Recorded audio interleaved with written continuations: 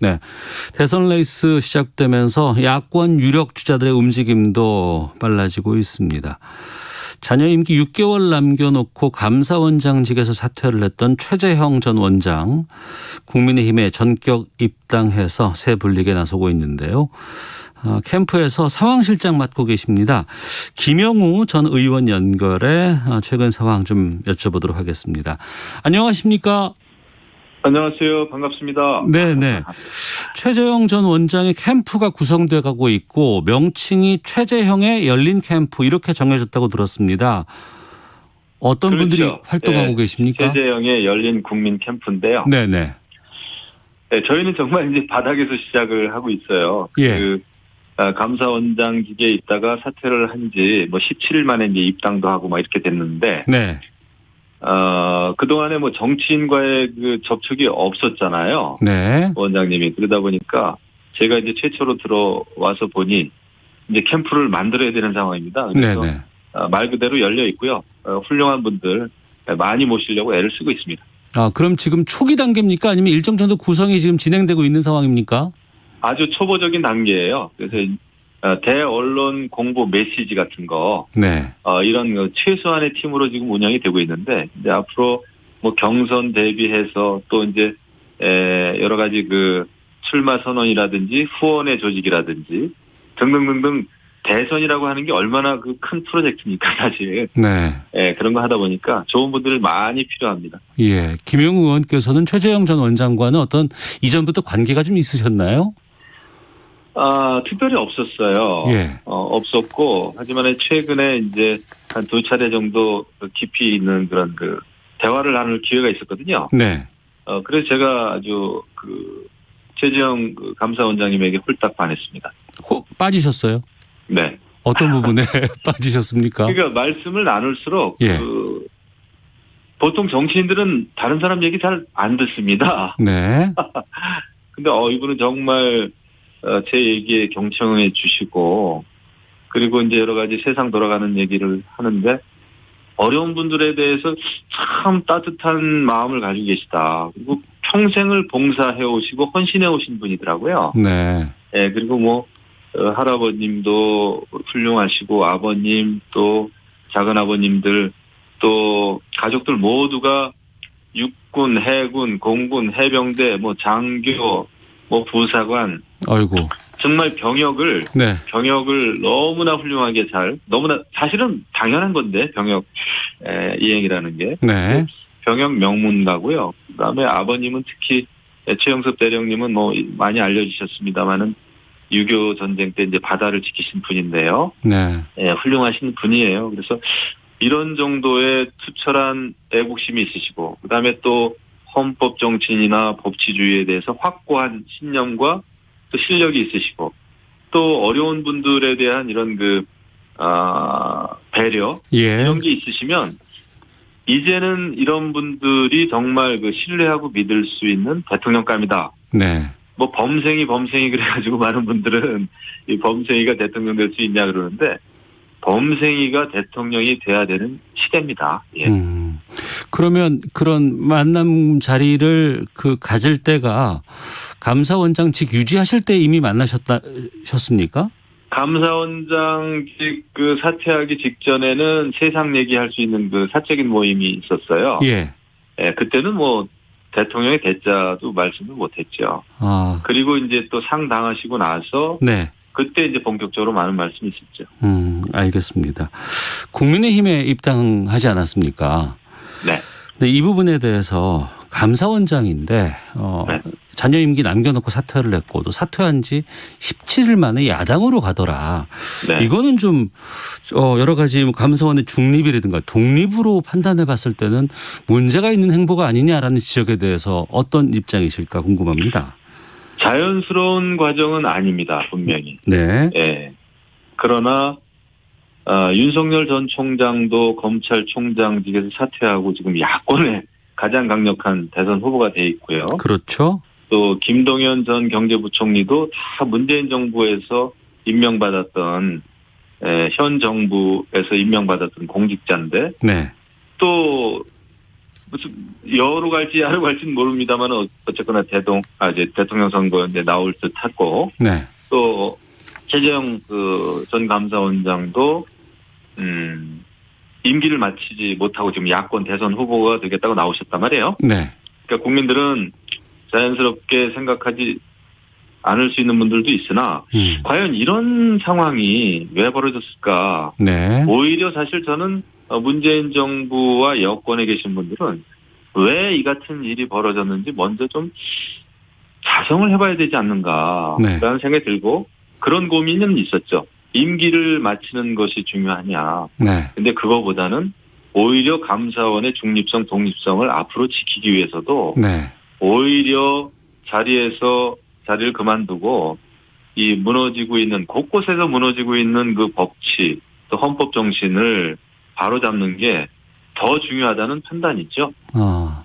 그 판단 끝에 이런 결정을 내렸다 이렇게 이제 말씀해 주시는데, 네. 근데 그 감사원장 사퇴할 때 이제 이런 얘기를 했습니다. 우리 대한민국의 앞날을 위해서 제가 어떤 역할을 해야 하는지에 대해서 숙고하는 시간을 가지려 합니다.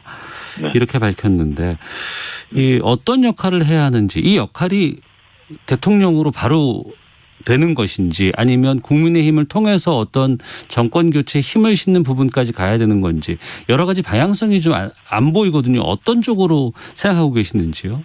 그 고민이 많았죠. 예. 그 큰 역할 더더군다나 자꾸 하셨습니다만 아버님께서 대한민국을 밝혀라라는 유언도 남기셨고 네. 그 부분에 대해서 고민이 많으셨지만 지금 볼 때는 이미 대한민국이 지금 어떤 그 정상적인 상태는 아니다 말이죠. 네. 경제 정책, 여러 가지 부동산 정책, 그다음에 탈원전 정책, 그다음에 여러 가지 복지 정책, 교육 정책, 그리고 그런 모든 세부적인 정책 이전에 국정 운영 시스템이 무너져 있다라는 거를 본 거죠. 네. 감사원장 쪽 하시면서. 예. 그렇기 때문에 일단은 대한민국이 앞으로 더 좋은 나라가 되기 위해서는 이 뭔가 정상화하는 게 굉장히 급하다. 예. 그런데 그러면 왜 꼭 최재형이라고 하는 내가 해야 되겠냐 말이죠. 예. 그거는 이분이 이제 그런 생각을 하시는 것 같아요. 이 국가가 정상화되기 위해서는 모든 그 국가의 통치 행위가 법적인 테두리 내에서 됐으면 좋겠다. 네. 그 어느 누구도 헌법이나 법률 위에 군림해서는 안 된다. 통치 행위가. 그런 것은 그래도 그런 일은 내가 좀 잘할 수 있겠다. 네. 다른 분들도 훌륭하시지만 그런 면이라면은 국가를 정상화시키는 일이라면은 내가 할 수 있겠다. 좋은 분들하고 함께라면요. 예. 그래서 이제 나서시게 됐고 또 당에 입당한 것은 정치라고 하는 것은 정치 경험이 없습니다만은 같은 뜻을 가지고 있는 사람들끼리 같이 해야 되는 거 아니냐. 지금 국민의힘이 여러 가지 어려운 점도 있고 아쉬운 점은 있지만은 또 이준석 대표 체제에서 변화를 한다고 하니 그러면은 뜻을 보태서 국민의힘을 구심점으로 해서 정권 교체해야 되겠다. 알겠습니다. 그렇게 마음을 먹은 거죠. 예. 입당 이후에 이제 기사량이라든가 언론 보도가 좀 많이 늘고 있어요. 관심도 높아지고 있고요. 네. 엊그제 오세훈 서울시장 만나서 여러 가지 이야기를 나누신 것도 봤고 또 지난주 토요일이었습니다.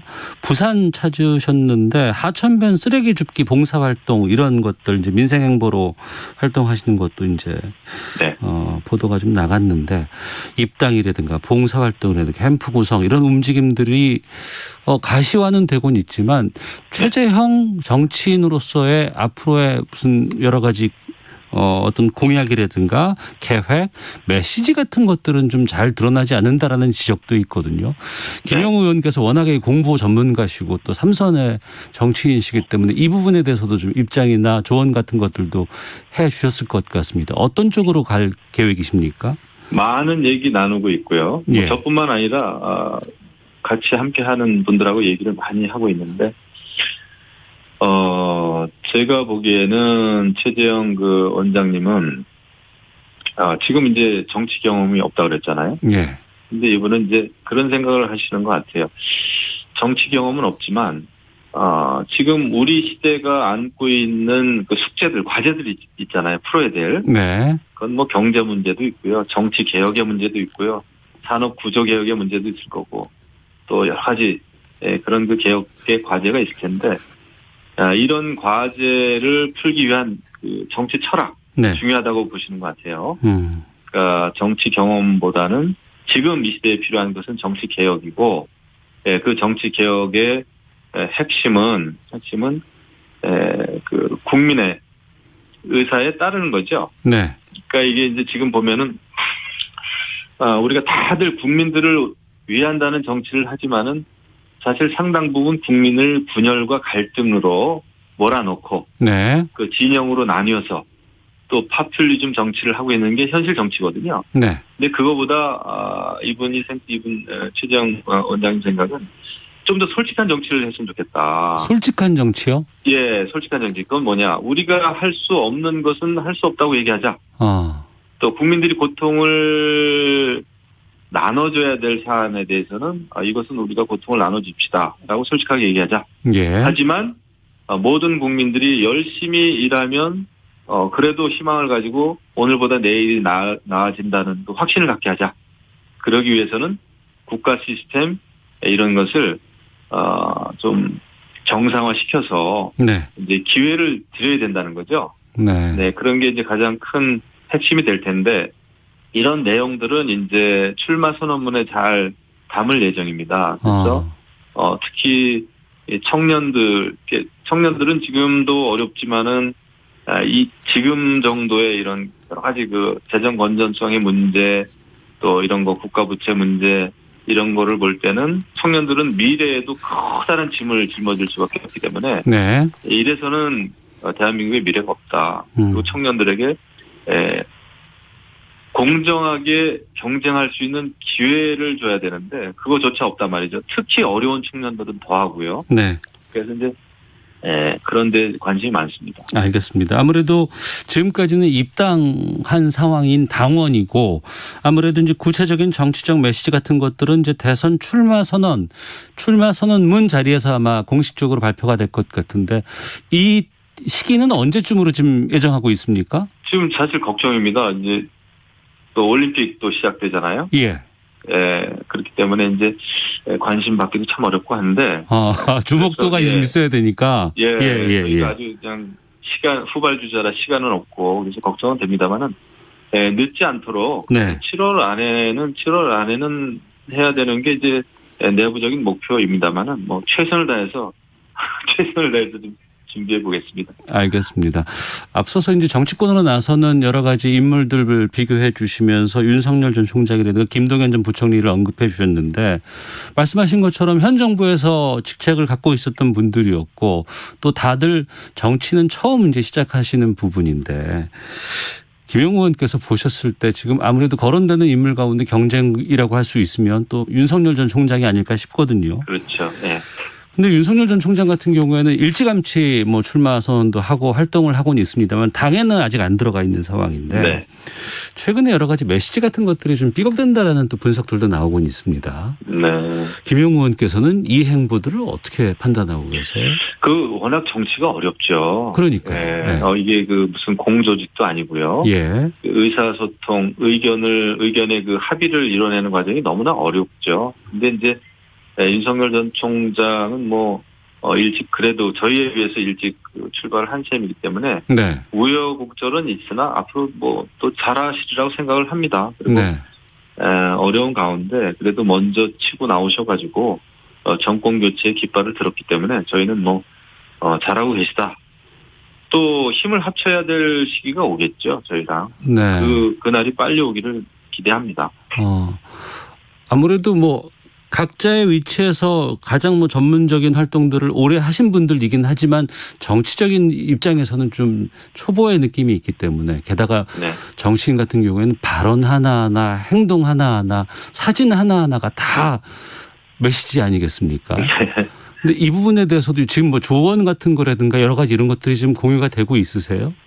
지금 그래서 이제 저희가 좋은 분들 많이 모시려고 하고 근데 이제 이게 어떤 최재형이라고 하는 그 인물에 대해서 그것을 네. 화장하고 분칠하고 이렇게 해서 될 문제는 아니고 네. 우리 또 최재형 원장님 스스로도 얘기합니다만은 저는 남들하고 이렇게 비교 당하는 것도 별로 좋지는 않습니다. 저는 그냥 제 인생 살아온 그대로 네. 그대로 정치를 하고 싶습니다. 이런 얘기를 했어요. 그리고 오늘 아침에도 저한테 지침을 주신 게 왜 보통 이제 최재형 캠프에 누가 합류하나 어떤 의원들이 합류하나 이런 거 매일 기사화 되지 않습니까? 또 기사로 내려고도 또 하잖아요. 많이. 네, 내려오고도 하죠. 예. 근데 이제 대세다 그래가지고. 근데 오늘 저한테 따끔한 말씀을 하시더라고요. 캠프에서는 어떤 인사가 합류한다 이런 거를 캠프 스스로 공개하진 않았으면 좋겠다. 네. 지금 이제 많은 의원님들 사이에 그런 것은 뭐 좀 불편함이나 위화감을 조성하는 거고 이거 뭐 줄 세우게 하는 것도 아니고 말이죠. 네. 오히려 스스로 공개적으로 지지 성명을 낸다든지 뭐 그런 분들이면은 뭐 괜찮지만 그냥 뭐 연락하고 도와주겠다고 하는 분들 이름이 그냥 언론에 나가는 일은 없도록 하자. 네. 그래서 제가 확실히 이분은 과거 정치, 솔직히 말하면 구태 정치하고는 다른 분이구나. 네. 솔직하고 좋은 정치를 하실 분이구나. 오늘 아침에 이제 그런 생각이 좀 들었어요. 알겠습니다. 그리고 언론에서도 이제 검증 관련된 보도들을 서서히 내기 시작했습니다. 가장 먼저 나온 게 최 전 원장이 부인 명의 아파트를 둘째 딸에게 시세보다 싸게 임대했다. 이 의혹이 있었고요. 어제는 큰딸도 어머니로부터 4억 원 빌려서 강남의 아파트를 샀다. 이런 보도가 나왔는데 물론 이제 캠프발 해명 같은 것들은 나온 것 같습니다만 여기에 대해서 뭐 좀 미흡하다. 뭐 부모 찬스 아니냐 이런 지적도 있는데 어떤 말씀해 주시겠습니까? 글쎄요. 뭐 대출이 막혀 있는 상태에서 부모에게 돈을 빌리고 그것도 이제 상환 중에 있고요. 네. 따박따박 상환 중에 있었고 그다음에 또 그 집을 전세 줬다고 그러는데 이제 방 2개 네. 감사원장 하시면서 감사원에 들어가면 그 관저에 가구들이 또 있거든요. 기본적인 가구들이. 네, 그러다 보니까 집에 있는 가구들을 가지고 들어갈 수도 없고 또 집이 없는 둘째 딸 보고 그 집에 와서 비어있는 방 2개 좀 살아라. 근데 그거를 이제 반전세로 해서 매달 100만 원씩 받으신 거란 말이에요. 네. 자동이체로. 오히려 다른 부모 같으면은 돈을 안 받았겠죠. 근데 이거는 다 그렇게 반전세 받는 거, 그다음에 또 딸과의 그런 그 부채 이런 것도 다 재산 신고, 공직자 재산 신고를 하는 문제고 해서 네.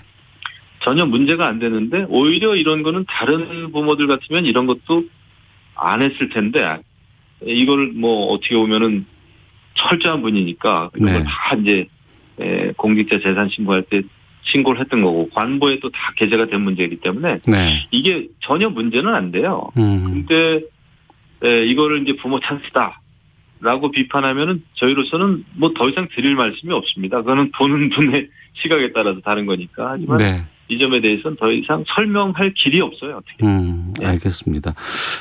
입당한 이후에 이제 최 원장의 이름이 많이 알려지긴 했습니다만 아무래도 인지도 면에서는 다른 여타 후보들보다는 좀 부족한 부분이 있지 않을까 우려도 되는데 어떤 뭐 지지율 뭐 추세라든가 이런 것과 비교해봐서 어떻게 앞으로 계획하실 생각이신지요? 사실 걱정입니다. 이제 아까 말씀드린 대로 올림픽도 다가오고 이분이 가지고 있는 장점이 너무나 많은데 소리도 많고 뭐 좋은 생각, 바른 생각도 가지고 계시고.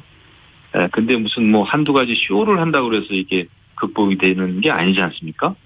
그래서 이제 우리 캠프에 사실 실질적인 어떤 고민거리가 있는데 그럼에도 불구하고 저희가 생각했듯이 원장님이 가지고 있는 그 생각 이런 거를 아마 현장에서 좀 많이 우리가 보여줄 수 있는 그런 계기들 일정을 이제 만들어야 되겠죠. 그래서 저희는 최대한 열심히 해보려고 합니다.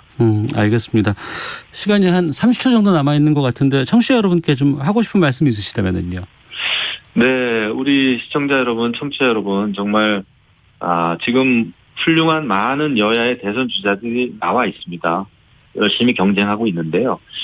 제가 볼 때 우리 최재형 캠프의 상황실장인 저의 시선으로 볼 때 이제야 비로소 안정감 있고 믿을 수 있고 국가관도 투철하고 어려운 분들을 잘 생각할 수 있는 이런 분들이 국정 운영을 하면 저는 대한민국이 정상화되고 난 다음에는 탑 클래스의 최고 정상의 나라가 될 수 있다.